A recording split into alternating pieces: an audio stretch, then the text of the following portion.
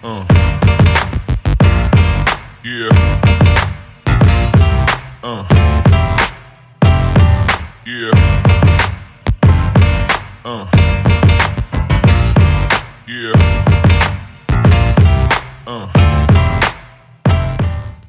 Record.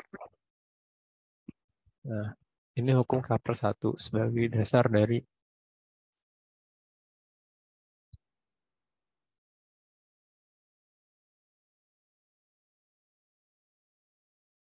hukumnya ini menjadi dasar. Nah, terus kalau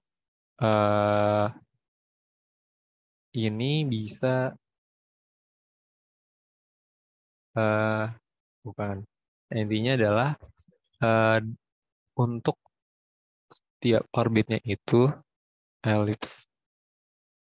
Jadi hampir dikatakan hampir semua bendanya itu nggak ada yang bulat sempurna gitu. Nah, jadi setiap kajian yang kita bahas itu tuh elips semua gitu. Jadi persamaan yang ada itu kayak gitu. C2, C kuadrat plus B kuadrat sama dengan A kuadrat. A kuadrat ini adalah kayak setengah sumbu sumbu panjangnya. Dan yang B kuadrat B-nya ini adalah setengah sumbu pendeknya. Nah, apa itu Pak sumbu panjang sama sumbu pendek atau sumbu panjangnya itu eh, adalah eh, diagonal terpanjang yang bisa ditarik dalam suatu elips gitu. Sedangkan kalau misalnya yang sumbu pendek itu adalah diagonal terkecil dari sebuah eh, tepi apa diagonal yang tarik dari tepi elips gitu.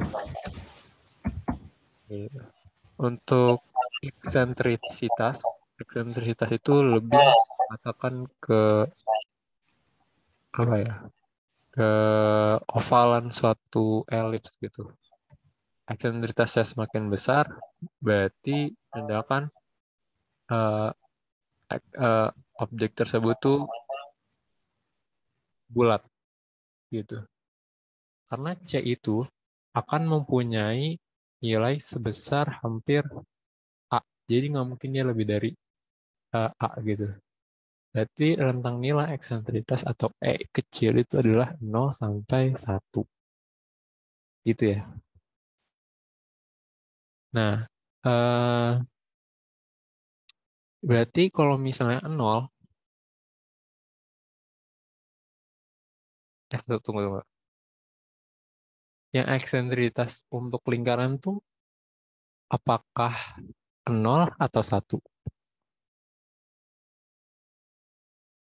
Salah ya. Eksentritas itu adalah menyatakan suatu kelonjongan, ya kan? Jadi semakin besar eksentrisitasnya atau semakin mendekati 1, maka akan semakin lonjong. Jadi kalau misalnya eksentritasnya 0, berarti C-nya 0. Karena nggak mungkin kan A-nya 0. Jadi imajiner gitu. Nah, karena C-nya 0, berarti titik fokusnya ada di tengah. Titik fokus yang di tengah hanya cuma ada di bentuk lingkaran. Jadi eksentrisitas dari suatu elips itu eh, antara 0 sampai dengan 1 itu. Jadi 0 dan 1 itu nggak masuk gitu. Itu jadi rentangnya itu koma-komaan atau pecahan gitu. Itu ya. Nah, cara tahu eksentrisitas adalah itu, C per A. Gitu ya. Nah, untuk apelium itu adalah titik terjauh dari titik fokus. Kita tahu di sini apelium terjauh yaitu A ditambah C. Berarti karena kita tahu C itu adalah kalau dikali ekstensitas adalah C sama dengan A kali E. Berarti apelium adalah A tambah 1 A kali 1 tambah eksentritas. Sedangkan perihelium adalah jarak terdekat dari titik biasanya jarak dari titik terdekat orbit ke titik fokus. Nah, kalau apelium jarak dari titik fokus titik terjauh objek gitu.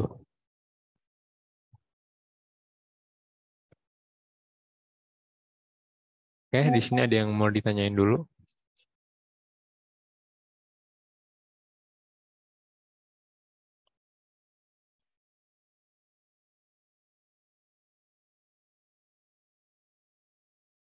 Kalau ditanyain bisa tulis di kolom chat ya. Kalau misalnya yang malu.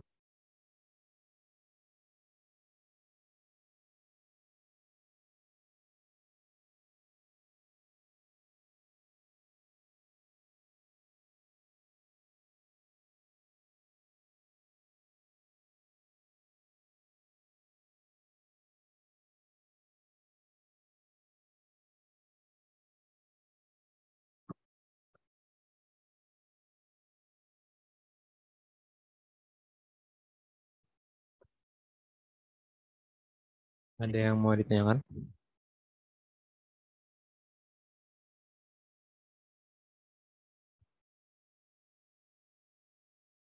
Nih, untuk sekedar fun fact atau mengetahui nilai C atau A atau B, itu bisa diketahui secara Pitagoras ini.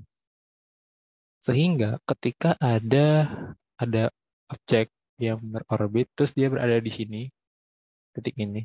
Nah, jarak dia dengan titik fokus adalah A gitu.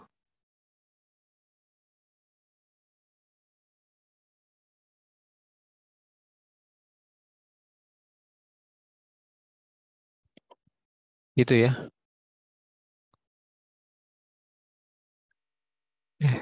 Tunggu. Nah, oke. Kalau misalnya udah paham, kita next. Inti dari hukum Kepler 1 adalah orbitnya yang elips. Nah, karena orbitnya elips, kita harus paham. Oh ya, sebenarnya orbit dari mekanika benda langit itu ada 4 ya.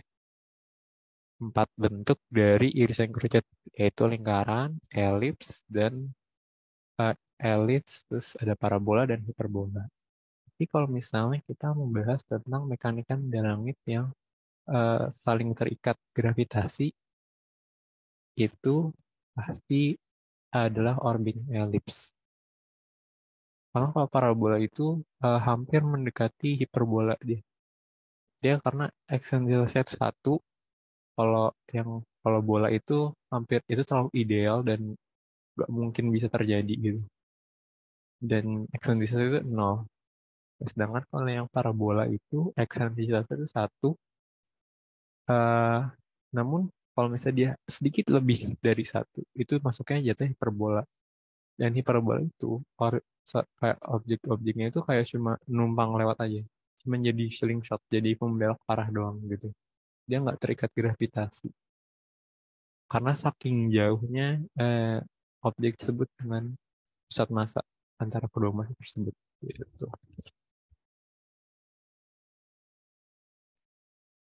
Eksentrisitas itu adalah eh, kelonjongan kelonjongan dari elips. Semakin besar eksentrisitas, dia eh, eksentrisitas itu antara 0 sampai 1. Jadi semakin 1 maka semakin lonjong. Semakin 0 akan semakin bulat gitu. Ekstensitas bumi itu mendekati bulat karena dia nilainya 0,0 sekian sekian gitu. Kalau nggak salah atau 0,1 sekian. Jadi hampir cenderung bulat dibandingkan elips gitu. Jadi masih bisa didekatin dengan eh, namanya apa orbit lingkaran gitu. Udah paham ya? Atau masih ada yang mau ditanyakan?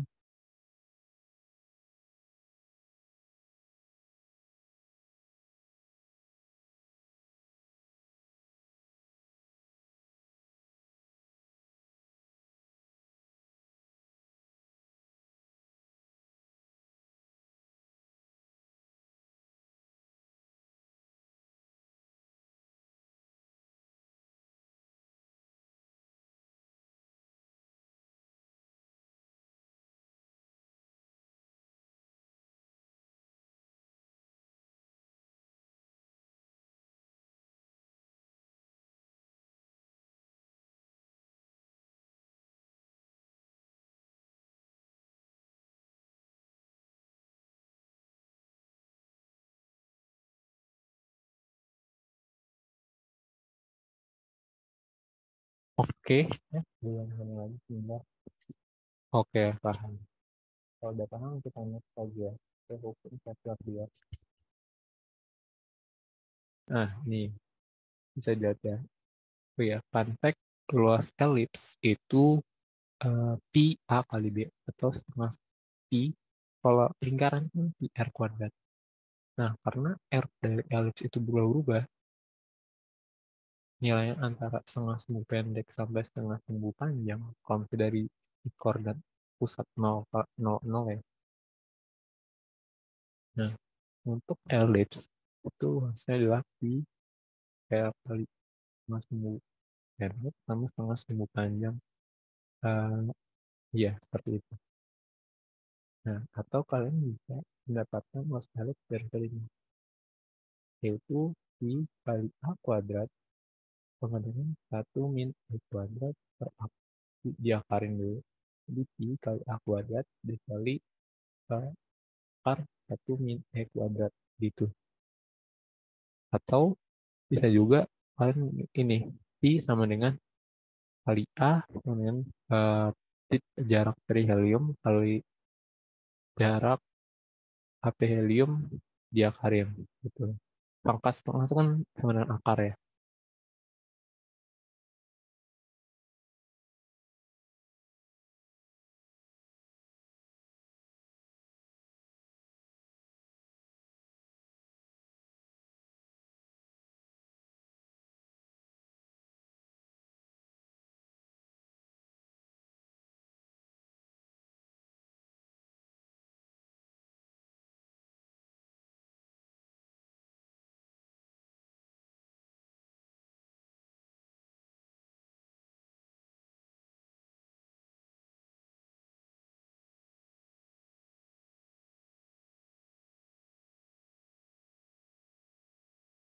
Oke.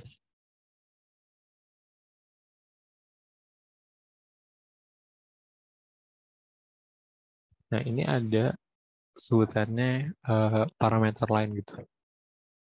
Kalau misalnya kita ngomongin sudut-sudut di elips gitu.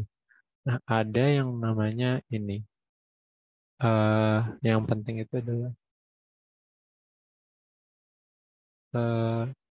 tunggu, bentar, ini ada yang kan bisa tahu kan kalau P kecil ini atau setengah sumbu panjang ini sama dengan A dikali 1 min E kuadrat gitu.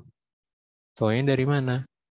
Ini kan ini adalah B, ya kan?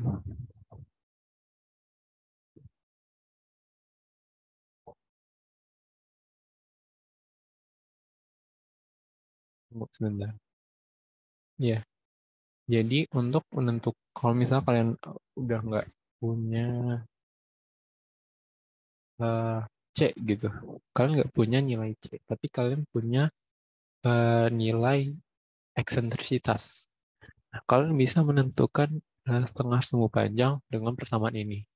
Itu, yaitu di mana A itu dikali 1 min E kuadrat. A dikurung 1 min E kuadrat gitu. Didapatnya dari mana? Dari Pythagoras yang tadi. P ini kan adalah B, ya kan? Karena dia adalah setengah sumbu panjang. Nah, oleh karena itu,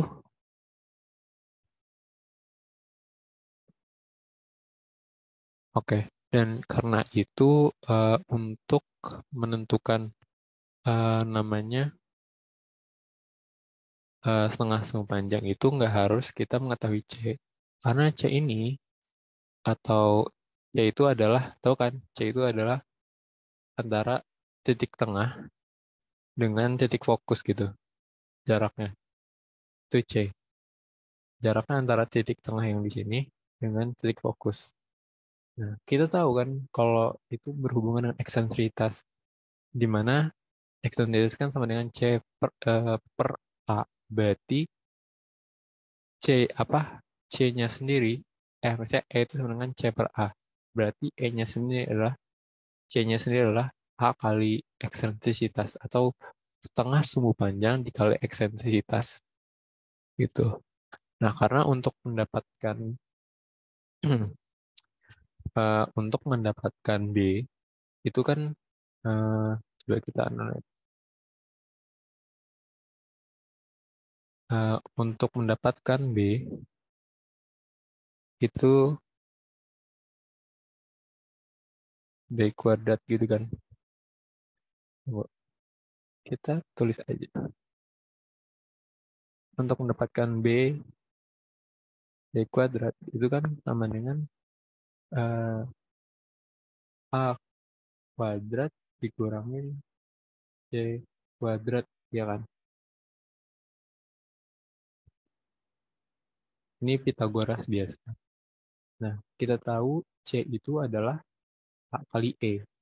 Berarti B kuadrat sama dengan A kuadrat dikurangin AE 42 gitu. Nah, kita bisa buat A-nya kuadrat, Q-nya kuadrat. Gitu kan? Jadi B kuadrat sama dengan A pangkat 2 dikurangin A pangkat 2 E pangkat 2. Gitu kan. Kita bisa keluarin A dong. Ini enggak. Nah, B kuadrat sama dengan A pangkat 2 1 min E pangkat 2. Ini kecil. Ini adalah eksentrisitas.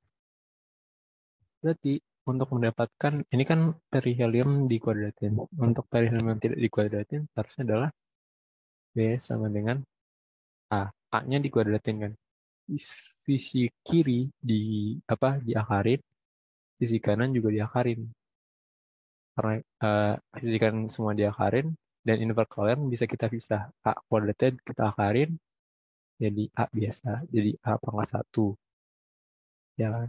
Kalau sisi kanannya, karena dia adalah dua suku, operasi penjumlahan dan pengurangan, maka sebenarnya ini salah. Seharusnya adalah akar 1 min E pangkat 2. Atau 1 min E pangkat 2 pangkat setengah ya, 0,5. Gitu ya. 0,5 masih akar ya, kan pangkat setengah. 0,5 kan setengah, 1/2. Gitu. Harusnya gini, jadi persamaan di sini salah. Yang benar adalah seperti ini. 1 min X kuadratnya ini harusnya diakarin dulu. Gitu ya teman-teman. Ada yang mau ditanyain? Yang nanyain tanda apa? Ini maksudnya tanda pangkat gitu. Power. Power 2B diangkatin 2. Gitu. Tahu kan operasi pangkat jika ada suatu dua variabel dipangkatin dalam apa ya, dalam kurung yang sama, itu keduanya bisa dipangkatin yang sama. Karena ada dua variabel sama dalam dua suku yang berbeda, bisa kita tarik. Ini sifat-sifat aljabar biasa. Nah, seharusnya kalian udah bisa dan jago. Karena ini dibutuhin di mana-mana. Gitu ya. Oke. Kalau sudah oke, kita lanjutin. Ada yang mau tanyain?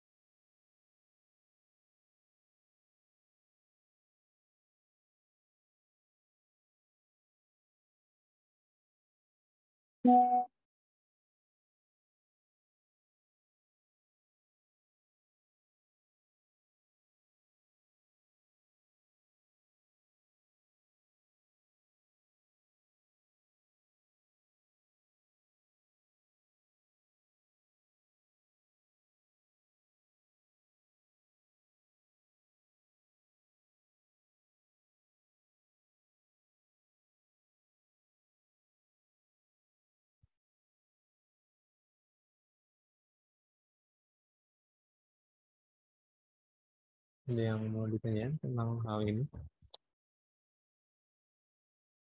Oke, nggak ada ya. Makanya kalau masalah apa hukum Kepler 1 itu kebanyakan kita belajar geometri gitu. Jadi kan harus jagoin geometri di matematikanya. Gitu. Kita next aja.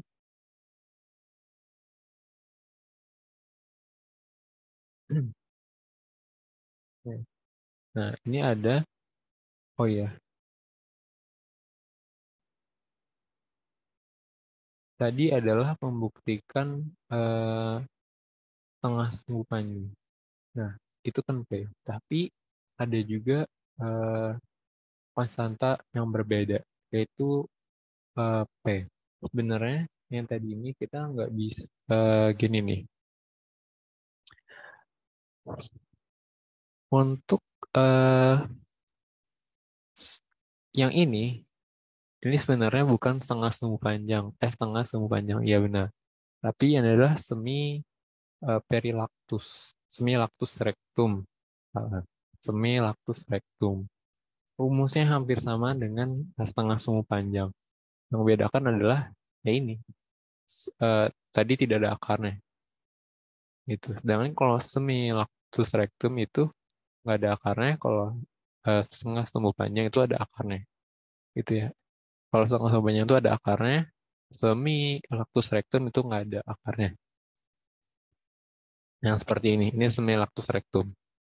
Nah, jadi karena R dalam uh, elips itu berubah-ubah, kita bisa menentukan dengan rumus ini. R ini adalah jarak benda yang orbit ke titik pusat ya. Nah, itu bisa menggunakan rumus ini. Di mana P adalah semi lactus rectum, semi lactus rectum dengan rumus seperti ini, hampir mirip seperti setengah sumbu panjang, tapi tidak menggunakan akar. Nah, saat dibagi 1 tambah eksentrisitas cos nu. Ini sebenarnya nu ya, bukan phi. Ini adalah sudut antara periapsis dengan L. Sudutnya yang mana? Nah, kita bisa lihat di sini. Sudutnya adalah ini. Ini adalah periapsis atau perihelion atau perifokus ataupun yang depan-depannya peri-peri. Itu dengan tarik dengan R. Ini kan R ya kan? R di ini. Jarak antara titik pusat ke orbit. Nah, sudut yang dibentuk ini itu adalah nu gitu. Akhirnya dapat deh. Kalau misalnya orbit X misalnya, kalau dari satu orbit elips, kalau lebih dari satu parabola, kalau lebih dari satu itu hiperbola, gitu ya. Nah, kalau misalnya titik perifokus atau saat perifokus dulunya otomatis nol, sehingga R yang di sini itu A1 min E. Dan ini adalah jarak perifokus kan, atau perihelion atau peri apapun itu, atau periapsis. Sedangkan kalau yang 190 ini kan R sama dengan A1 ditambah E. Itu jarak terjauhnya atau perihelion, aphelion, apapsis ya, apapun yang ap itu adalah fokus, nah itu adalah jarak terjauh dengan nu-nya yang sama 190 derajat. Yang membedakan antara apa itu AP apsis, apa itu AP fokus, apa itu AP helion, nanti ada AP AP apa lagi itu. Nah, itu berdasarkan objeknya aja gitu, objek titik fokusnya. Kalau kita ngomong dari helion, AP helion, itu berarti helion kan helium. Helium itu eh, nama nama Romawi dari matahari. Jadi kalau misalnya bahasannya apa helion, berarti itu bahasanya tentang orbit dengan matahari gitu. Oke. Kalau apa apsis itu sumbu. Jadi universal ngomongin semua hal yang eh, apa elips untuk bentuk-bentuk geometri apapun yang punya sumbu. Ini semua bentuk pasti punya sumbunya. Tergantung kita menentukan koordinatnya. Gimana? Aduh, gitu. Kalau fokus juga sama. Fokus tuh artinya titik acuan.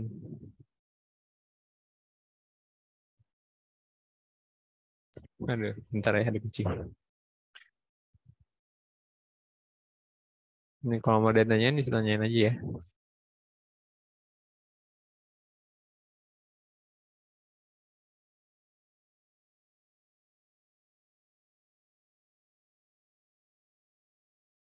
Ini udah paham ya, bentuk-bentuk orbit. Ada yang ini, ada yang nol, ini lingkaran, ini apa?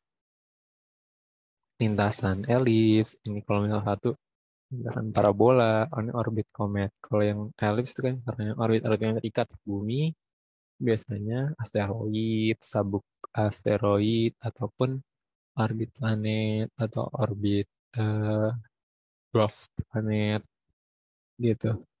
Nah, seperti kayak apa ya? Pluto, Pluto kan dwarf planet. Nah, orbitnya dia juga elips. Karena eksentrisitasnya itu tidak lebih atau sama dengan satu itu. Sedangkan orbit komet dia karena dia berada asal komet itu kalau misalnya saya pelajari itu berasal dari awan Oort. Jadi kayak asteroid tapi versi terjauhnya gitu. Dia tuh masih terikat. Karena dia terikat, selesai dia akan bahasannya tuh jatuh gitu. Maupun tidak jatuh gitu. Jatuh tapi dengan karena dia punya jarak yang jauh, jatuhnya tuh hampir mendekati jatuh lurus gitu. Tapi dia ada belokannya. Gitu. Belokan kecil ketika udah menyampai. Nah inilah yang nanti komet itu akhirnya disebutnya bintang jatuh karena dia punya ekor. Gitu. Tahu sebenarnya beda ya. Ada dua versi antar meteorit sama komet. Nah itu nanti kalian pelajarin lah. Terus kalau misalnya ekstensitas lebih dari satu gimana? Nah itu hiperbola ya. Hiperbola jadi orbitnya itu putus. Dia tidak melingkar, tidak apa ya, tidak berhubungan atau tidak bolak-balik gitu. Dia putus gitu. Karena putus jadi yang terjadi adalah dia cuma lewat doang. Misalnya ada matahari sini ada meteor, lewat doang. Cuma ngebelokin doang. Ngebelokin dari gerak meteor gitu ya. Nah, ini irisan kerucut yang tadi disebutin. Lingkaran, parabola, elips, semakin miring dari satu irisan, maka akan menjadi ah, ibaratnya eksentrisitasnya akan semakin besar. Gitu. Nah, ini adalah kalau misalkan punya buku pasti, ini adalah cara menentukan besaran-besaran dari bentar. Nah, besaran-besaran dari suatu uh, elips gitu. Setiap orbitnya. Orbit lingkaran itu 0, Sumayor itu seperti ini. Terus periapsisnya tuh sama dengan A karena dia konstan kan. R-nya tuh selalu sama. Periapsis, semilacus rectum, apiapsis itu selalu semuanya sama gitu. R. Karena dia konstan. Itu yang membuat spesial dari suatu lingkaran. Periodenya sama. Dia seperti ini. Nah, periode gampang ya. Periode adalah jarak atau keliling lingkaran dibagi eh, dibagi waktu. Eh, salah. Dibagi apa? Dibagi kecepatan. Kecepatan lingkaran kan 2 PR ya. Berapa sih kecepatan lingkaran tuh? Ada yang tahu nggak? Nah, kecepatan lingkaran tuh dapat nanti ada di hukum Kepler 3 gitu ya. Ya gitu ya. Nah, untuk periode lingkaran dan elips ini sama karena ada asumsi-asumsi tertentu. Makanya kalau parabola tidak terdefinisi. Karena parabola itu karena dia jauh ya, orbit itu lama gitu. Belum lagi nanti baliknya bisa berjuta-jutaan tahun gitu. Apalagi hiperbola. Hiperbola itu definisi tidak terdefinisi. Definisi nggak bisa didefinisikan karena dia cuma suatu momentum tertentu, benda itu melewati misalnya misalnya meteor melewati atmosfer, dia cuma pada saat itu doang lewat gitu. Akhirnya dia berbelok saja gitu. Ya pada momen itu saja gitu. Jadi nggak ada periode yang konstan. Periode kan satu hal, eh, apa ya, suatu gerak mekanika benda langit yang konstan gitu, yang berulang-ulang kali gitu. Seperti matahari yang mengelilingi 365 hari gitu. Seperti itu. Energi total hampir sama antara lingkaran dan elips. Yang membedakan antara lingkaran elips itu cuma jarak aja gitu. Nah, kecepatan relatif terhadap pusat. Nah, ini harus dipelajari ya. Kalau misalnya kecepatan di lingkaran itu konstan, dan kalau kecepatan yang ada di elips itu berubah-ubah. Karena R-nya itu berubah, tapi A-nya konstan kan. R-nya berubah. Jadi tidak konstan, tergantung dari jarak. Nanti di hukum Kepler 2 itu akan mempelajari semakin jauh benda tersebut apa ya, dari titik fokus, maka objek tersebut bergerak makin lama gitu. Namun ketika dia dekat dengan titik fokus, dia akan bergerak cepat. Hingga sapu luaran antara suatu dari titik A ke B dengan titik C ke D dalam satu orbit yang sama, itu luasannya sama. Itu ada di hukum Kepler 2 gitu ya. Ini penting untuk kalian hafalin. Kenapa? Kalau misalnya ada yang nggak tahu mu itu adalah G kali M. Di mana M itu adalah massa total. G itu apa? G itu konstanta gravitasi. Gitu. Ada yang bertanya?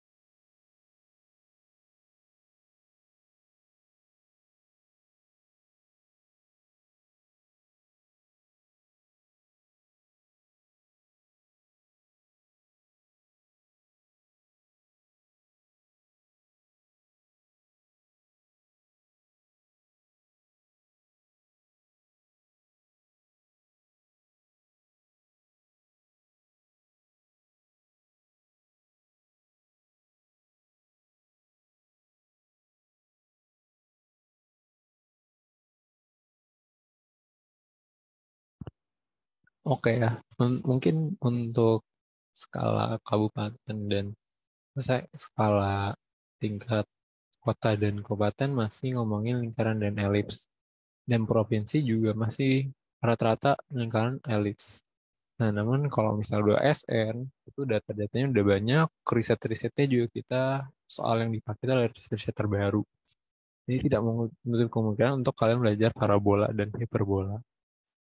Namun bisa aja gitu. Soal parabola dan hiperbola itu keluar di kabupaten ataupun provinsi gitu. Ya, karena melihat eh, dari tahun ke tahun tuh biasanya soal eh, soal tingkat kota atau KSK tahun ini adalah soal turun dari provinsi tahun lalu. Soal provinsi tahun ini adalah soal nasional dari tahun lalu gitu. Namun agak dibuat versi lebih light gitu atau lebih ringan gitu. Hukum Kepler 2. Ini yang jelasin mengapa tadi eh, dengan RR yang berbeda-beda, periode dengan kecepatan yang berbeda-beda. Karena kecepatan itu kan sebanding lurus dengan jaraknya. Semakin jauh orbitnya itu dengan titik fokus akan semakin lama. Namun ketika dekat akan semakin cepat gitu. Kalau gitu berarti periodenya nggak konstan dong. Periodenya tetap konstan. Karena kenapa? Karena ada prinsip bahwasannya ketika orbit ini bisa dibahas secara matematika ya. Tapi ini kita bahas secara teori dulu. Eh, Objek itu bergerak dari titik A ke B ini, tentu dia menyapu luasan tertentu gitu. Luasan yang ini, gitu, di area 2. Nah, sedangkan dari benda yang titik C ke D, yang otomatis sangat dekat ya, karena dia melewati perihelon atau jarak terdekatnya. Itu mempunyai luasan yang sama. Sehingga otomatis kecepatannya ke sini ini lebih kecil dibandingkan dari sini ke sini. Tapi jarak dari sini kan jauh kan. Sehingga faktor yang membuat ini jadi bisa mengimbangi area ini adalah R yang besar gitu. Sedangkan R yang ini kecil gitu. Walaupun kecepatan yang berbeda-beda, pasti kalau di rata-ratain itu mempunyai kecepatan average yang sama. Memang ketika orbit itu mengelilingi secara bola gitu, atau lingkaran, bukan bola, lingkaran, orbit lingkaran. Nah, kalau orbit lingkaran itulah akhirnya uh, bisa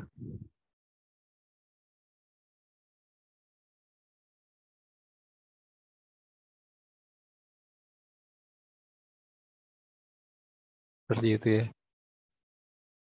Itu hukum Kepler 2. Hukum Kepler 3.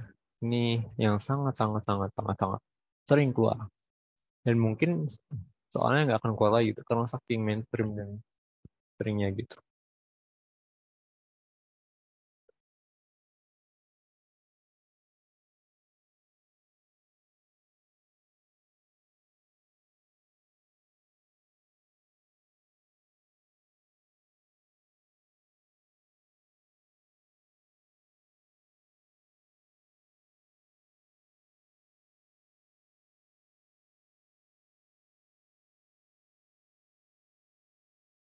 Oke, kita tambahin.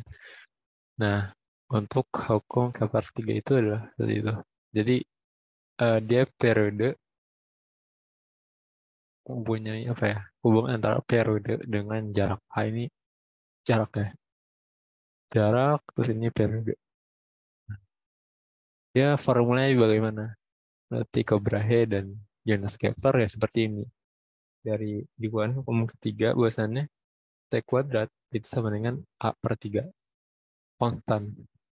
Dalam satu orbit tertentu. Dalam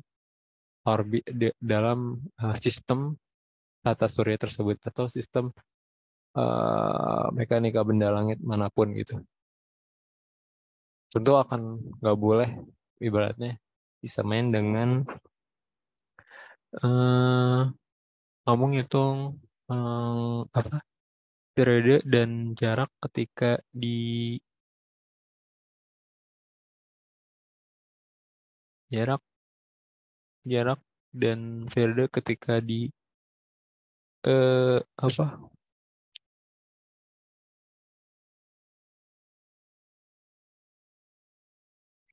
jarak ketik jarak dan periode ketika di matahari itu akan beda kalau ya. Ngomongin jarak dan periode ketika kita ngomongin di skala galaksi gitu. Karena sistemnya berbeda. Tuh. Kenapa berbeda? Karena dia ini di M. M ini masa total, masa yang dikitarin suatu objek orbit tersebut gitu. Nah, kalau di teori ya masa utamanya ya masa matahari gitu. Dan kalau masa galaksi itu gabungan sebenarnya. Masa pusat galaksi, black hole yang ada. Masa bahkan sekarang masa planet-planet, masa bintang-bintang yang lain. Dan bahkan sekarang itu ada perhitungannya juga tentang masa-masa dari antimateri, gitu. Materi lain, strange material gitu. Karena makanya klasik hukum klasik itu udah nggak berlaku di sini. Gitu, gitu ya. Ya, formula bisa baca T kuadrat per A 3 sama dengan 4 T kuadrat per G kali M masa matahari. Ini untuk tata surya. dalam kasus tata surya, di mana massa ini adalah lebih besar dibandingkan massa objek. Jadi massa M2 ini adalah M yang mengorbit gitu. Kalau misalnya M mataharinya itu hampir sama dengan M2. Nah, berarti M di sini, yang di sini, di persamaan ini bukan M matahari doang. Tapi M matahari ditambahin M orbit tersebut gitu. Ini ada soal. Ada yang bisa ngerjain nggak?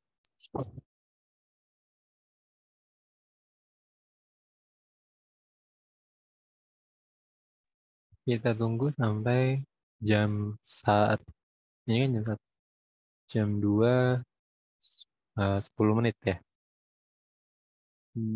Jam 2 lebih 5 menit ya. Oke, kalian bisa ini kerjain dulu. Jadi kita bahas.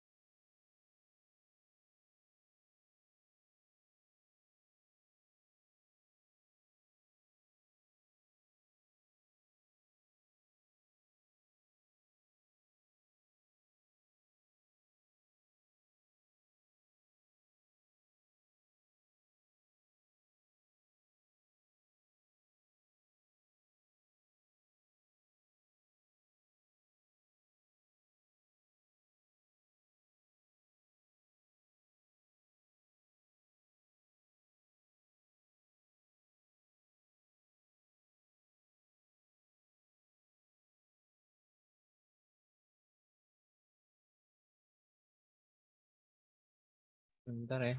Nah, gue terputus. Kita share lagi.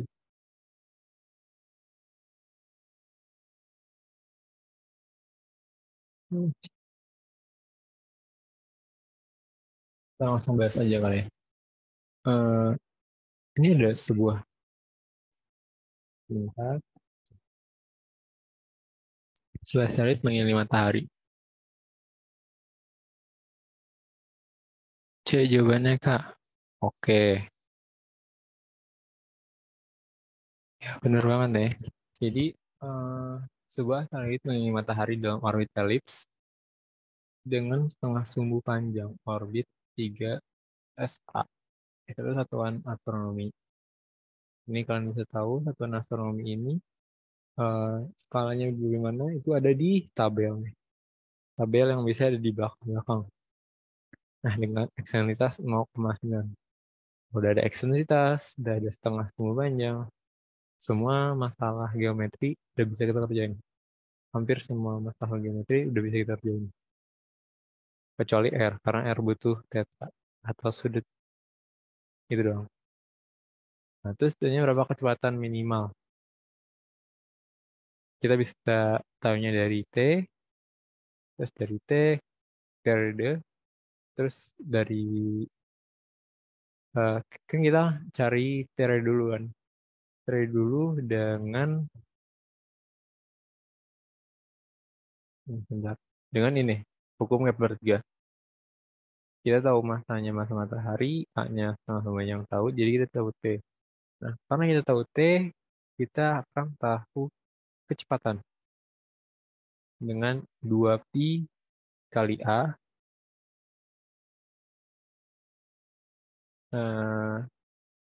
Kita kan tahu T. Nah, dari kita tahu T, maka kita bisa tahu yang namanya kecepatan gitu. Nah, kecepatan ini kan adalah kecepatan satu lingkaran ya. Nah, ini kita asumsikan, jangan lupa kalau astronomi itu butuh yang namanya validasi assumption gitu. Nah, kita butuh asumsi gitu, menyatakan ini asumsinya adalah lingkaran, karena kalau misalnya nggak ini, pertama soal nggak bisa dijawab, kedua itu akan merepotkan atau menyulitkan gitu. Dan ketiga itu atau bisa jadi karena dari soal itu menyatakan seperti itu, atau keempat kalau misalnya kita anggap karena ekstensitas itu hampir mendekat sangat kecil gitu ya. Nah ini karena ekstensitas 0,9, jadi kita nggak bisa mendekati kecepatan 2pi 2pi 2pi per a 2gt. Ini nggak bisa ya, nggak bisa. Kita harus pakai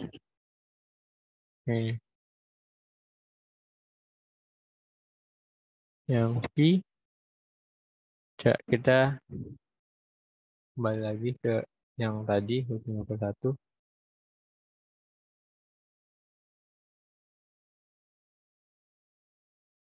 Nah, ini kita harus pakai yang ini, diakarin, karena kita nggak tahu ya. Karena kita nggak tahu,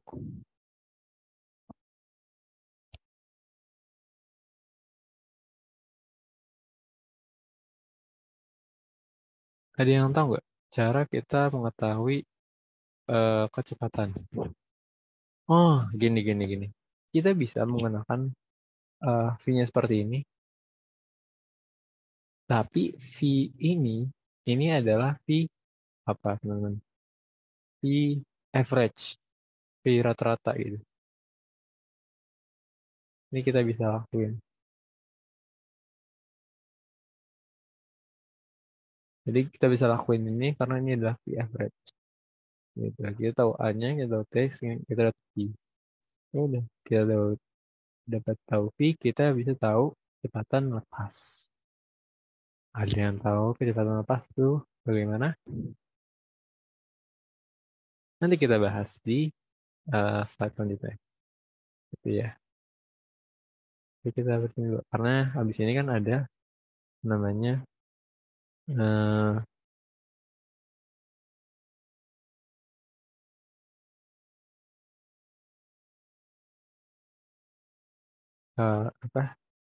Kum Newtonnya gitu. Nah, ini gravitasi Newton. Jadi prinsip dasar kenapa adanya hukum Kepler ini dibahas oleh gravitasi Newton. Karena ini adalah suatu peristiwa di mana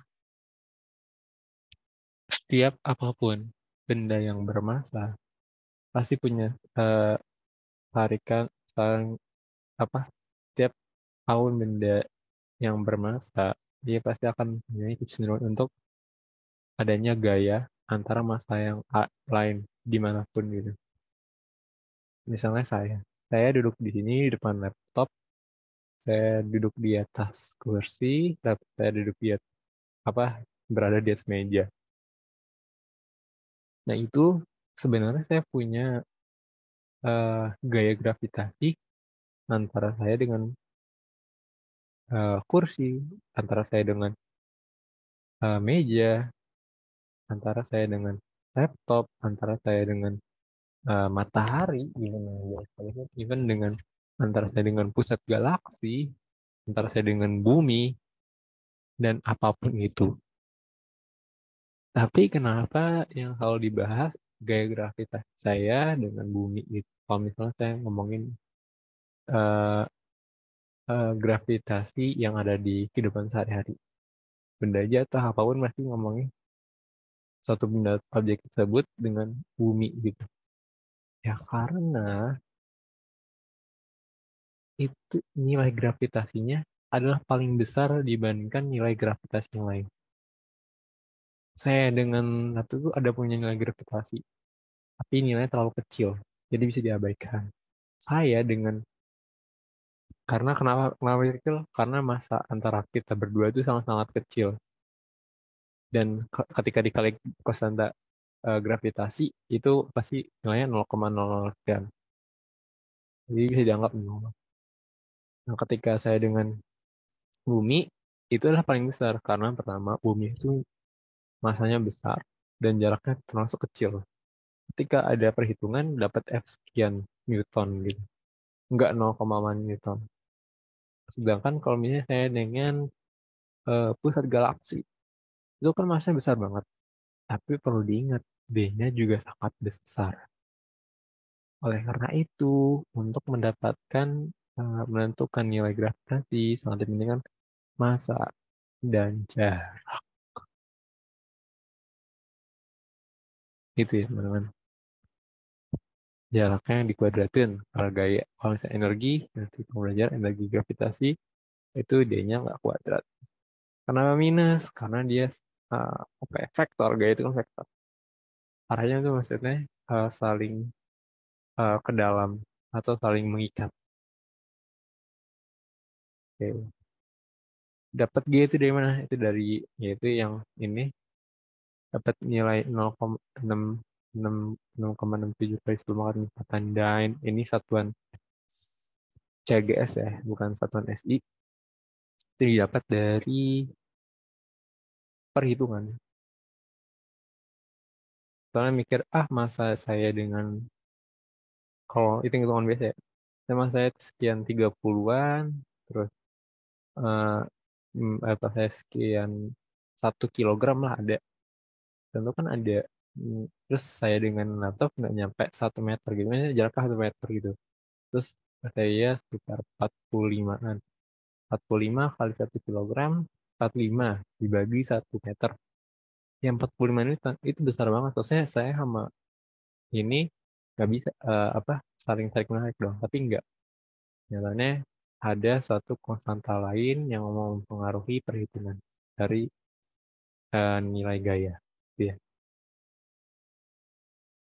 Hukum gravitasi. Kecepatan orbit per 2 pi r per t. Tal akar Gm per R. Tal G kecil kali G kecil adalah kecepatan gravitasi. Artinya itu adalah kecepatan gravitasi terhadap jarak.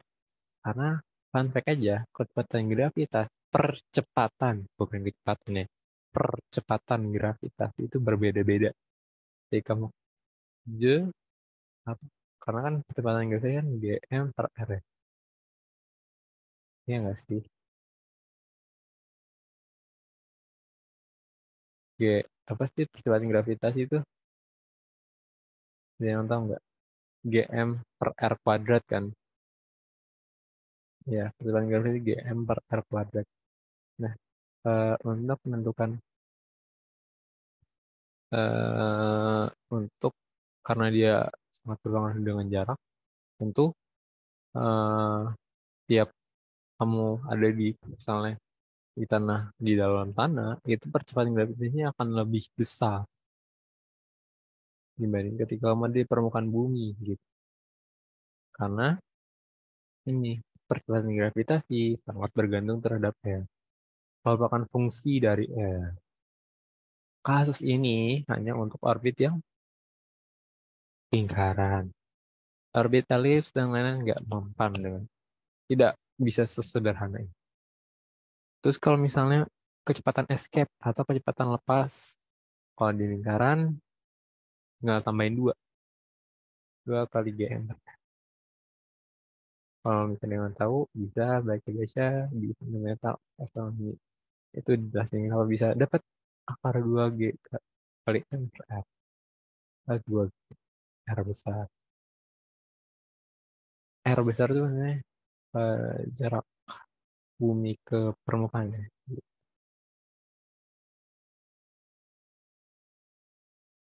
Nah, ini ada yang bisa langsung jawab gitu, jawab cepet.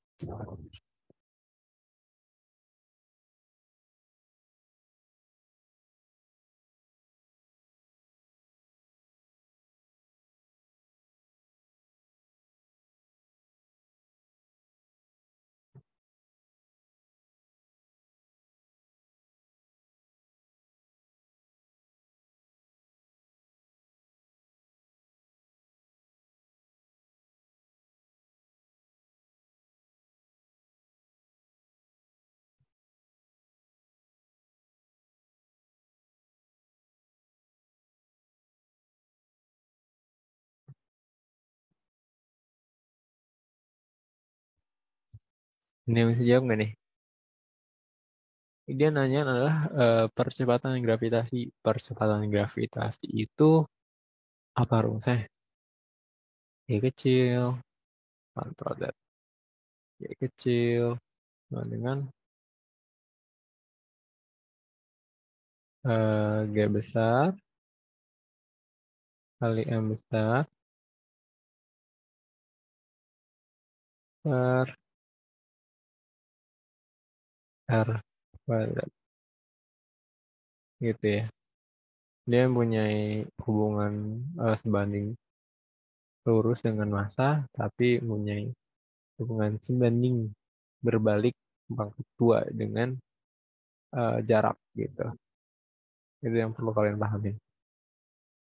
Planet A dan planet B maksudnya sama, tapi radius A 2 kali radius planet B. Oke, berarti GA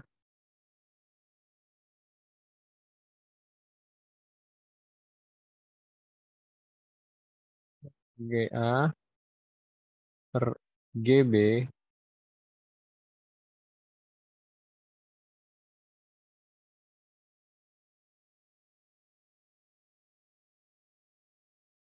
dibilang A ini punya radius 2 kali RB. Berarti RA di sini diganti 2 RB kan. Jadi 4 RB kuadrat per 1 per RB kuadrat.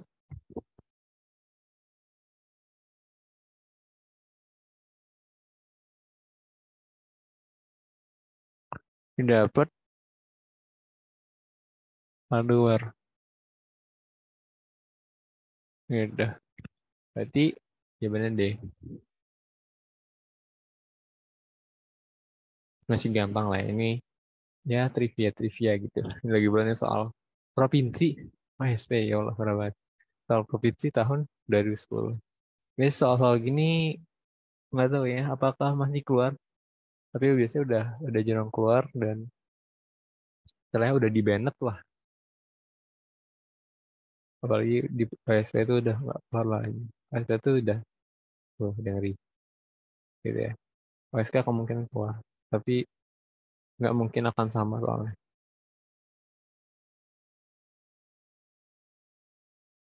Ini kita ngebahas hukum kuadrat kebalikan. Karena G itu berhubungan lurus dengan D kuadrat, kita bisa buat ini. Kalau kita bandingkan gravitasi di di apa di posisi 2 sama di posisi 1 pasti punya persamaan seperti ini. Dimana D1 adalah posisi objek posisi 1 dengan antara jarak posisi 1 dengan uh, pusat massa atau misal pusat uh, ya pusat massa sih. Dan D2 ini adalah posisi 2 ke pusat massa gitu ya. Nah, energi orbit. Kalau misalnya gaya, gaya itu sama dengan min G yang besar kali yang kecil per A. Ini buat elips ya. Untuk atau R average. R average karena R average dari suatu elips itu sama dengan A. Itu satu fun fact juga bisa kalian gunain. Jadi kalau kalau R average dari apa? Dari lingkaran kan R doang, selalu sama dia. Gitu. Nah,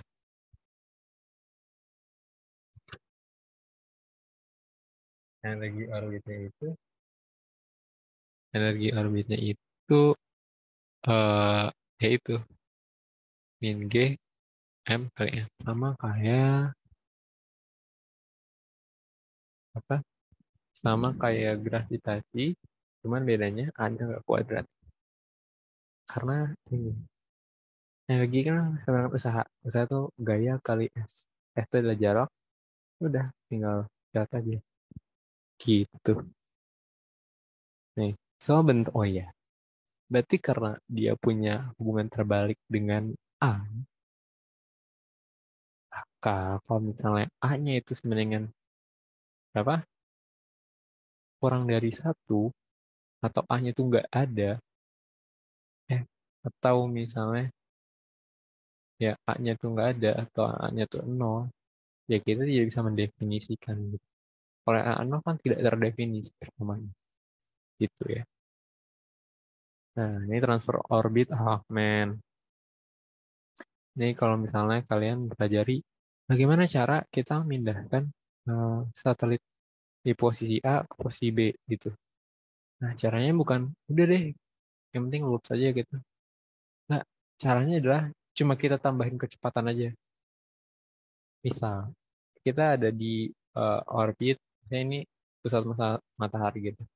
Nah, kita ada di orbit bumi, kita main ke orbit Mars. Nah, bagaimana Tesla atau SpaceX dia mengubah orbitnya, dia bisa sampai ke orbit namanya Mars. Dia hanya cuma mempercepat atau memperlambat itu aja. Konsepnya semudah itu. Tapi tentu di lapangan tidak semudah itu ya. Intinya adalah ketika di orbit bumi, kita anggap ini di orbit bumi itu elips, lingkaran, dan asumsinya gitu ya. Asumsinya atau anggapannya adalah kita menganggap di orbit bumi adalah lingkaran, dan di orbit Mars adalah lingkaran. Walaupun nyatanya tidak.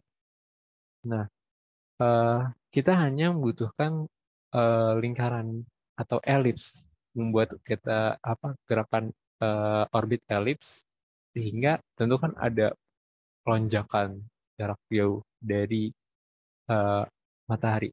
Nah, ketika udah dan kita buat bagaimana jarak titik terjauhnya itu adalah orbit apa namanya, orbit dari Mars gitu. Jadi kita pertama kita ngeliling dulu dengan kecepatan F1 gitu di orbit bumi. Terus kita tambah kecepatannya. Kecepatan kita rekayasa sebagaimana mungkin kecepatan orbit elips dengan sum, sumbu pendek jarak terdekat atau perihelionnya itu adalah eh, jarak jarak matahari dan bumi, dan jarak terjauhnya atau aperionnya adalah jarak matahari dengan Mars. Dari dua variabel itu kita bisa tahu A, bisa tahu E gitu. Kalau kalian ini ya perhitungkan gitu. Dari keduanya mungkin kita bisa langsung dapat kayak gitu. Kita langsung bandingin aja gitu. A1 plus E per A1, A per 1 min E. Cara coret dapat E-nya gitu. Ya, kalau kalian atik-atik rumusnya lah, dapat E-nya, kita bisa tahu A-nya. Karena kan misal kita ambil satu apelion, A1 per A plus E. Udah, A-nya sama dengan jarak terjauhnya atau jarak Mars dibagi 1 plus eksentrisitas dari elips ini. Nah, ketika kita udah membuat kecepatan sesuai dengan elips, nah, ini kecepatan konstan. Maksudnya kecepatan average. Nah, pas udah nyampe tengah-tengah jarak terjauh, kita ubah kecepatannya lagi menjadi kecepatan lingkaran orbit dari Mars gitu. Transfer orbit Hoffman. Gitu. Ada yang mau tanya dulu nggak?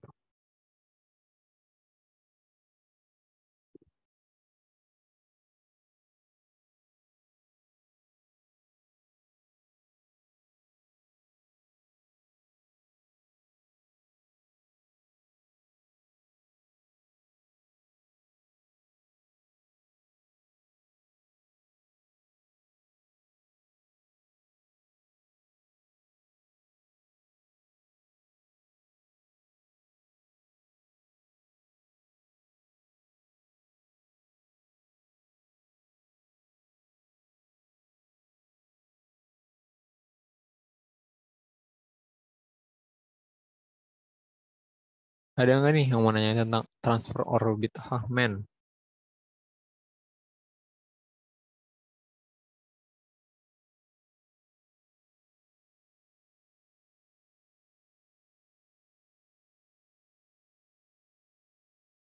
Kita next aja ya. Nyampe 4225 deh. Kalau bisa ada yang mau nanya gitu.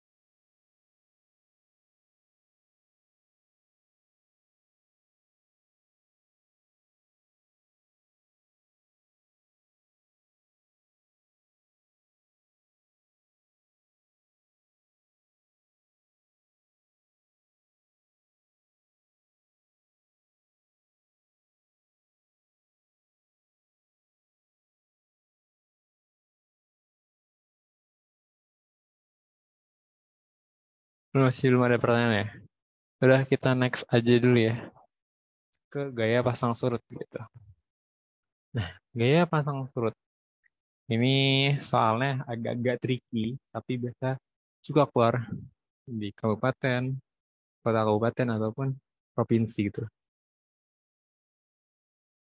Karena ya iya, soalnya sangat relatable dengan kehidupan sehari-hari gitu. Paling aplikatif lah untuk masyarakat. Karena kondisi bisa kita memperkirakan satu daerah itu pasangnya kapan, surutnya kapan. Gitu. Terus apa yang dimaksudkan dengan gaya pasang surut? Jadi kayak bagaimana eh ini gini, gaya pasang surut kan dominannya adalah laut gitu. Tapi kenyataannya enggak. Semua elemen eh, bahkan lava-lava yang ada di bumi itu juga sebenarnya kena pasang surut. Pasang surut yang ada di bumi juga dipengaruhi oleh bulan. Karena pertama, keduanya dekat sekali. Sehingga elemen-elemen lain, apa ya, gaya pasang surut itu terjadi ketika kita meninjau dari dua titik gaya gravitasi yang berbeda gitu, yang di pusat sama yang di permukaan, gitu, gitu ya. Nah kan karena laut ada di permukaan planet, nah ternyata ada perbedaan loh, dimana karena dia ada di permukaan planet, dia punya gaya yang tentu lebih besar ketimbang di bumi, karena kan lebih dekat eh, sejarak eh, apa jari-jari bumi gitu. Nah, oleh karena itu, ada perbedaan tersebut, perbedaan gaya gravitasi, makanya adanya terjadi eh, kelengkungan, bukan kelengkungan sih ya, adanya tarikan lebih, sehingga permukaan laut itu lebih tinggi, karena mempunyai dorongan gaya yang lebih besar. Gitu, gampangannya. Nah, seperti ini. Kita meninjau yang ada di permukaan, titik A, yang di sebelahnya, apa di seberangnya A aksen, terus di atasnya B, yang di pusatnya O, terus ini ada bulan gitu. Gaya yang pasang apa? Gaya yang pasut atau gaya pasang surut itu tuh mudahnya adalah FA di permukaan A sama di C. Jadi gaya di permukaan yang kita tinjau dikurangin sama gaya pusat. Gaya pusat kita tahu dong. Kayak yaudah kita ngitung gaya gravitasi pada umumnya gitu. Nah, bagaimana dengan gaya di permukaan tiap benda di tiap posisi, di A aksen, di B tentu beda. Kalau di A pasti D-nya berkurang. Kalau di A aksen, A-nya bertambah bertambah jika dibandingkan dengan jarak di pusat gitu di C. C itu center. Nah, di B juga beda. Jaraknya akan kalau misalnya dilihat ini jadi Pitagoras gitu. Nah, kita bisa tahu namanya ini kalau di antara titik A dengan titik C. Titik A GMM biasa, R-nya dikurangin kan ke kuadrat. Gitu. Set dengan perhitungan ini misalnya GM besar kali M kecil yang ditarik dari dua suku ini, terus dikali perhitungan dapat lagi nih secara apa ya, aljabar lah. Kan coba ya habis ini nanti kan PPT dan record akan dikasih. Nah, coba kenapa dari sini ke sini tuh bisa gitu ya. Dihitung. Dapatlah ini. Dari persamaan ini nanti ada istilahnya eh, asumsi. Kamu bisa pakai asumsi, bisa juga kamu pakai eh, pendekatan. Pendekatan Maclaurin atau apa gitu. Asumsinya paling mudah kalian pakai asumsi. Gimana kalau misalnya kalian misalnya contoh ya, R besar itu adalah jari-jari bumi, ya kan? Karena R kecil dikurangin R besar. Nah, ini ada pendekatannya. Kan R besar kan jari-jari bumi, sedangkan R kecil adalah jarak pusat dengan pusat bulan gitu. Nah, tentu jarak R kecil itu, maksudnya nilai R kecil, jarak bumi bulan itu lebih besar dibandingkan jari-jari bumi gitu. Sehingga nilainya itu mendekati 0. Itu asumsi yang bisa digunakan. Dengan asumsi tersebut kan ini jadinya 0, jadinya 0 kan. Kalau dikali 0, 1. Kita tambah 0, 1 gitu. 1 dikuadratin ya 1. 1 per 1 diabain. Ini bisa cara R. Jadi R pangkat 3, 2 kali R besar. Sehingga dapatlah persamaan ini. Gaya tidal atau gaya pasang surut di permukaan A. Yang ini yang berhadapan langsung dengan D. 2 kali massa gravitasi kali massa bumi dikali massa bulan per jarak bumi bulan pangkat 3 kali jari-jari bumi. Tuh. Kalau yang A aksen, ternyata dari perhitungan bla bla bla sama nilainya yang di A. Cuman bedanya minus. Otomatis gayanya seharusnya sana menjauh gitu. Menjauh dari bulan gitu. Sedangkan yang B gimana? Yang B dengan Pythagoras akan didapatkan persamaan seperti ini. Nggak ada duanya gitu. Jadi bisa asumsikan gaya gravitasi di kutub. B itu kan kutub kan. Radiasi anggap aja khatulistiwanya itu A dan A aksen. Berarti B-nya kutub. Nah, B-nya kutub, maka dia gayanya dia lebih kecil dibagi 2. Jadi untuk nilai dari semakin ke bisa dipahami bahwasanya semakin ke khatulistiwa, maka nilainya akan semakin besar.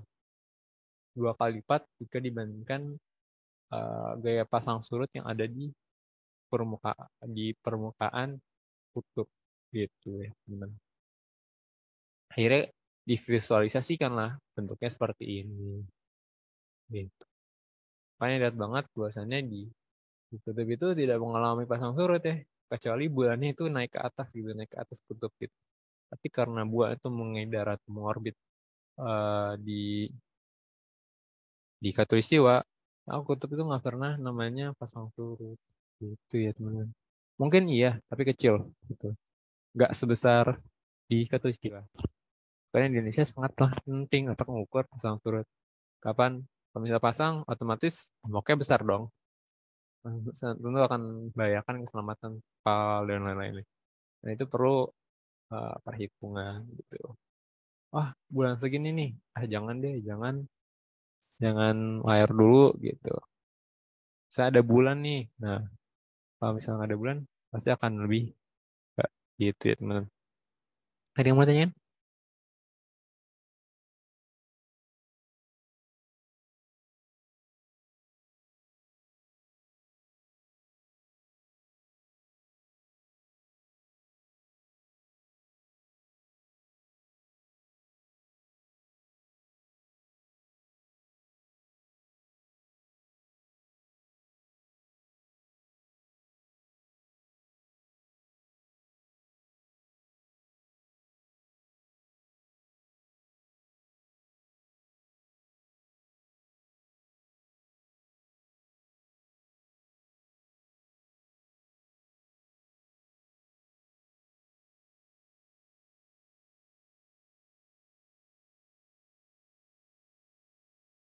Ya, Warden.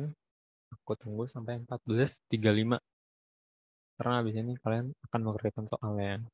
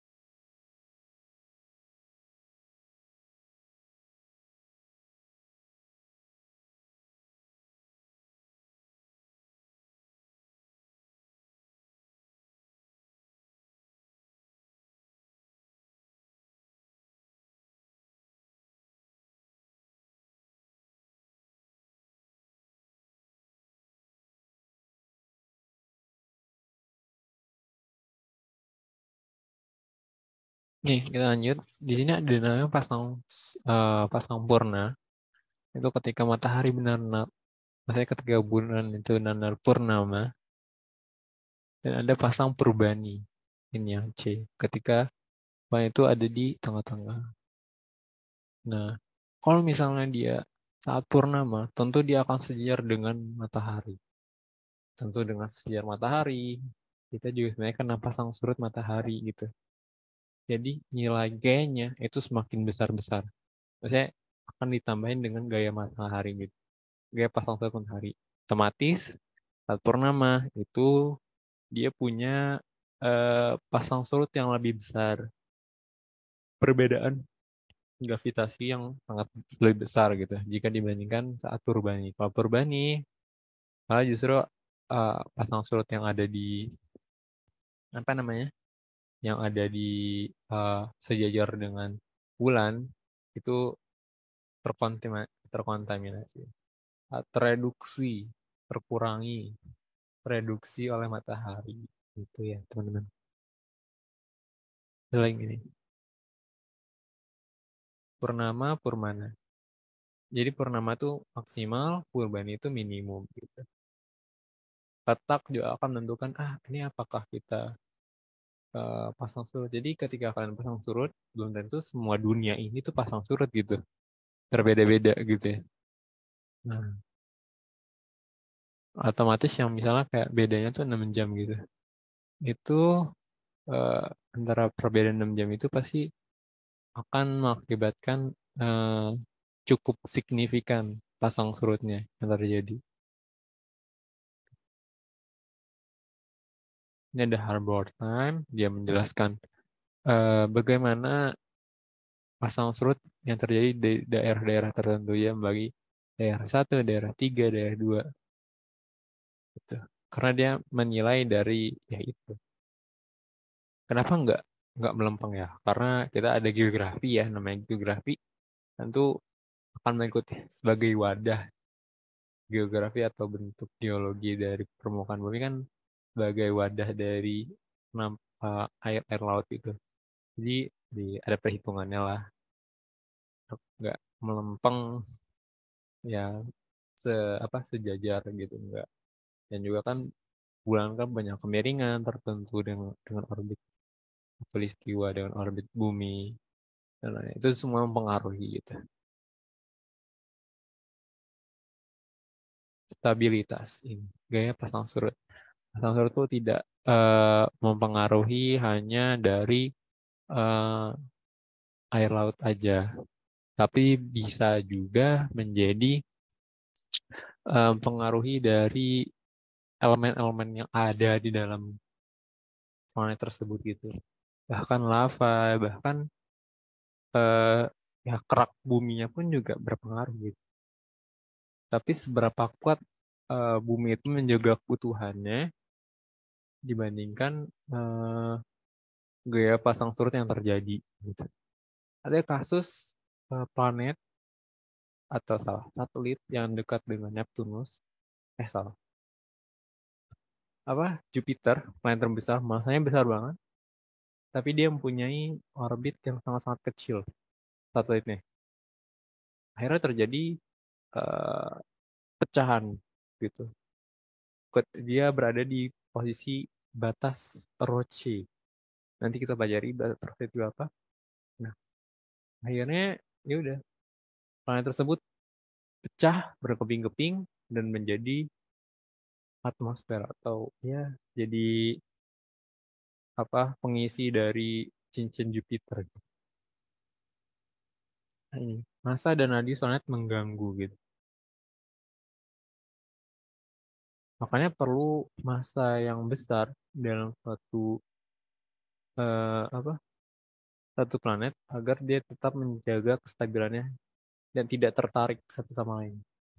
Gaya pasang kan akhirnya mengakibatkan belahan yang eh, dekat matahari atau dekat objek yang besar ini kan akan tertarik ke dalam, dan yang opposite-nya yang berkebalikan yang tadi A aksen itu kan berkebalikan. Akhirnya memecah gitu kan. Iya. Gaya pasang surut ini yang di M1 gitu sih. M1 per 2 min R. D-nya adalah jarak, R-nya adalah jari-jari dari uh, orbit masa orbit gitu. Yang F2-nya sama, tapi ini plus. Tapi yang membedakan adalah satu minus, satu plus gitu. Gitu. Ini sama bahasannya yang seperti tadi. Akhirnya dapat FD atau tidal yang di dalam itu 4GM besar M kecil per D3 kali F. Sedangkan gaya gravitasi antara kalau misalnya yang sebelahnya minus ya, gampangannya gitu. Kan kita udah membuktikan kan gayanya itu sama besarnya, cuman beda arah aja. Nah, gaya gravitasi terhadap M1 dan M2. Jadi kita menilai ini eksternalnya, ini internalnya. Internalnya ya ini. Gaya M1, M2 per M1 tuh yang belahan eh, kiri, yang M2 belahan kanan. Kita anggap keduanya sama gitu. Jadi ada juga M kecil pangkat 2 gitu. Ini biar menjelaskan aja gitu. Biasanya ada dua bagian gitu. Per akar 2 R pangkat 2. 2R karena di sini kan R, ini R gitu. Jaraknya adalah diameter. Itu ya. Nah, jika kita hubungin dengan rapat massa, kita akan dapat persamaan ini. M besar, yang massa matahari yang ini, massa objek besarnya, itu sama dengan R pangkat 3. R itu R matahari yang besar, per R kecil, per 3. R itu jari-jari ini, planet ini. I per Pi1 per Pi2 kali M. Ini untuk perbandingan massa dan massa kecil. M-nya itu M salah satunya ya, bukan M totalnya. Kalau M totalnya itu 2M. Gitu ya. Karena ini kan M1 bagian ini, M2 bagian ini. Jadi salah satunya gini. Didapatlah limit rho C atau batas satu planet dapat mendekati orbit minimalnya dalam suatu planet gitu. Yang suatu planet miliki atau satu objek bermassa besar yang dimiliki gitu. Dalam rho 1 ini adalah rho dari massa planet besar. Terus yang rho 2 ini adalah massa kecilnya atau planet yang kecil. Dapat ini konstanta 2,5 dan ini nggak selalu. Tapi untuk formula ini pasti rapat massa 1 per rapat massa 2 dipangkatin sepertiga atau akar 3 ini selalu sama gitu. 2,5 ini bergantung dengan situasi, tapi umumnya 2,5. Nah, untuk gaya pasang surutnya itu lebih kecil dibandingkan gaya ikat antara keduanya, tentu D-nya ini atau jarak minimumnya ini antar sini nih akan semakin besar gitu ya. Kesimpulan duanya kalau gaya tidalnya semakin kecil, semakin besar dibandingkan gaya gravitasi antara kedua komponen ini atau gaya pengikatnya, maka D-nya akan semakin kecil gitu. Nah, secara alamiah tidak ada satelit yang mengorbit dalam radius kurang dari sama dengan 2,5 kali radius dari planet. Yang kita simpulin dari persamaan ini.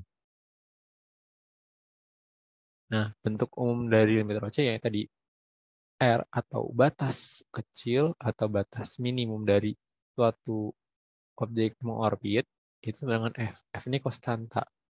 Konstanta regresi bergantung pada macam model yang dipilih. Nanti ada deh kita ngasih tahu konstanta regresi itu apa aja.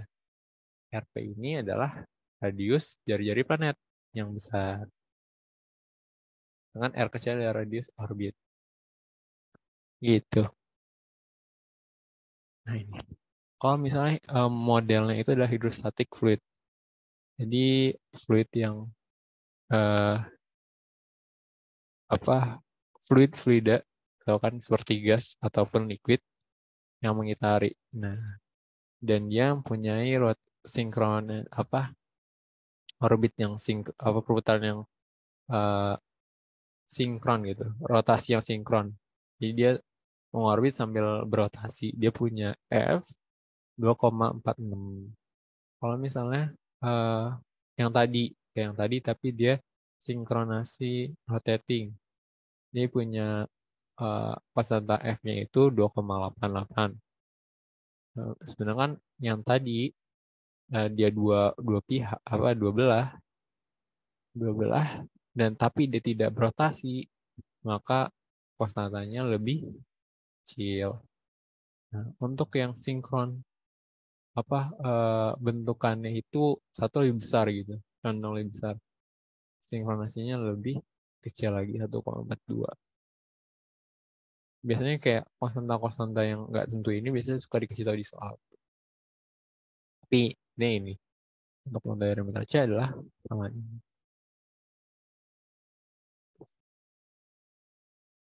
Oh salah, RP ini ya besar, P ini yang besar, densitas yang besar, C ini yang mengorbit, densitas yang mengorbit gitu.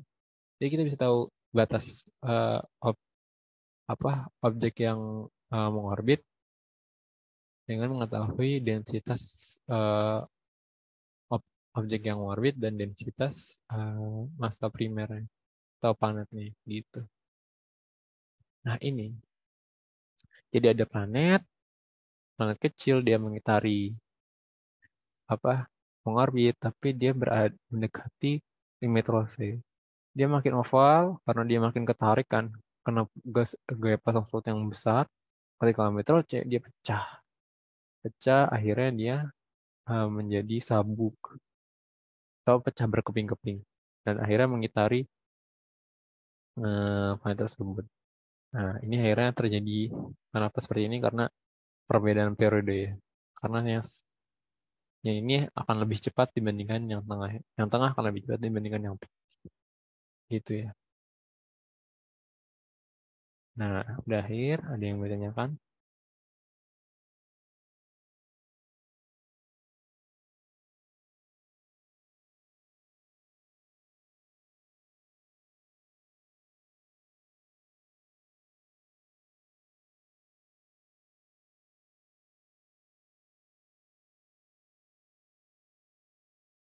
Ya, itu mengingat pertanyaan nyampe 1450.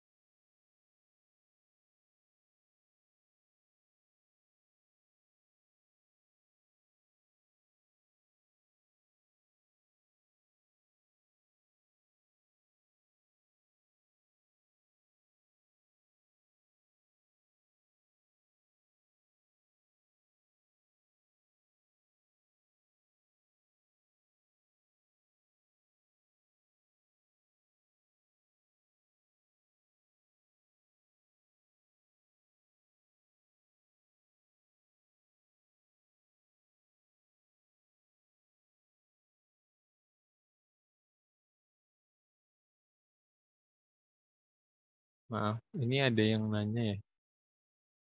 Dari jam 2. Oh, nggak kelihatan. Sorry. Contoh soal gaya pasang surut.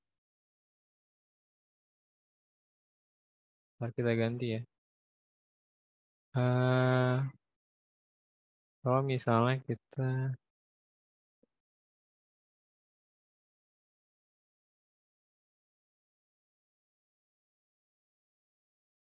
Oke, kalau misalnya kita coba ya soal... Ya, apa ya? Soalnya ada di sini.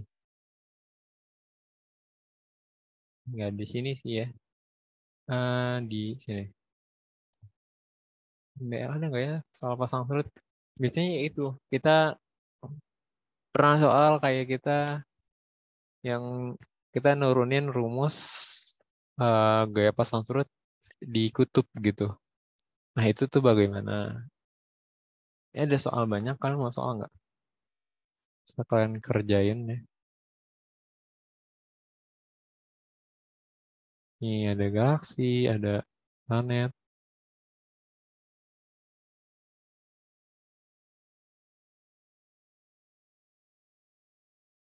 Ini juga bisa berhubungan dengan sistem kalender.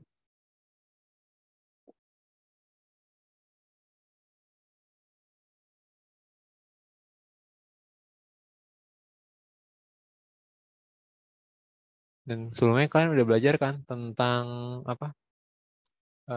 Sama Kang Davin minggu lalu tentang apa namanya? Tentang fase-fase bulan. Apa? Geosentris. Hubungan antara bulan, bumi, dan matahari gitu. Ada nggak ya soalnya? Soal tentang,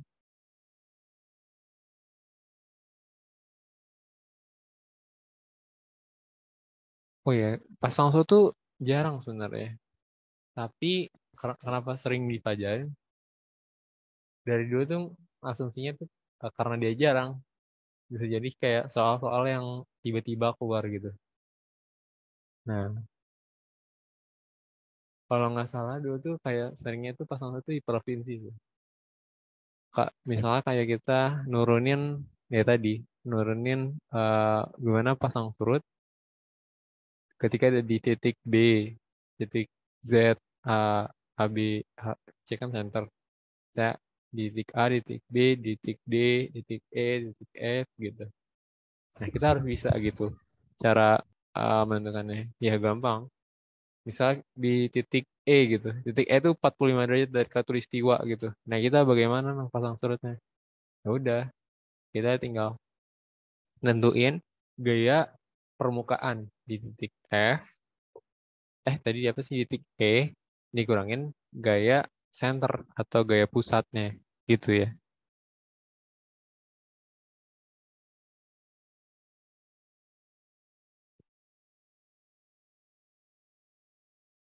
Ya, ini banyak soal kayak oh ya kalian tahu stasioner nggak?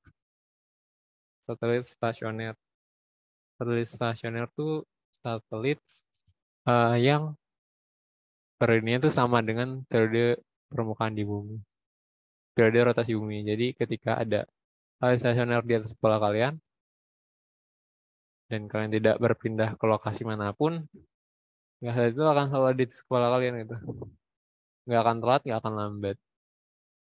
Nah, caranya gimana? Untuk dia kan jaraknya lebih jauh kan dibandingkan di bumi,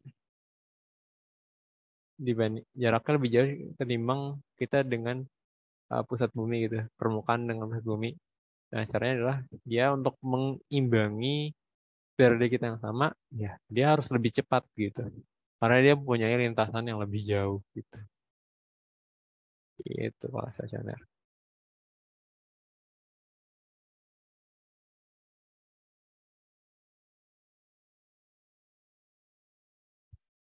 Ini seperti ini kayak bagaimana R-nya atau kecepatan mana disebut tidak di helium.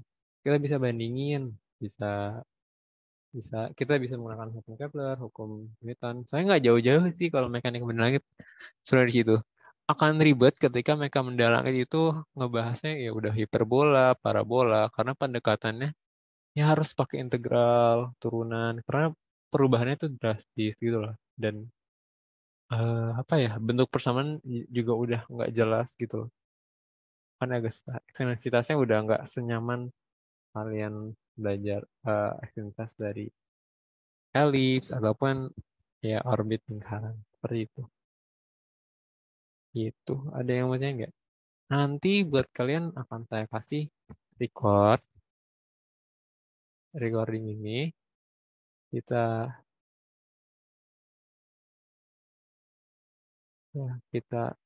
mana ya? Stop